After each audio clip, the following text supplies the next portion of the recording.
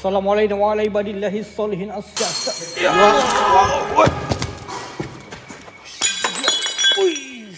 Selepas beberapa tahun, kilang ini ditutup secara mengejut.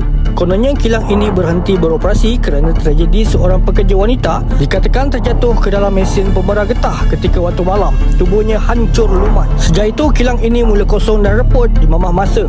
Tetapi setiap kali malam Jumaat, orang kampung mendakwa terdengar bunyi mesin tua itu kembali hidup. Suara jeritan perempuan menggema bercampur dengan bau busuk hanyir dan menusuk. Ada juga berani yang mencuba masuk, manakala melihat bayangan wanita berambut panjang, berpakaian lusuh berjalan perlahan-lahan di lorong kilang. Kadang-kadang terdengar esakan diikuti bisikan diikuti jeritan. Tempat ini bagaikan menunggu mangsa baru yang berani mencabar sumpahannya. Jangan lupa jemput masuk live sekarang dan jangan lupa follow Kilang Berhantu di Kedah.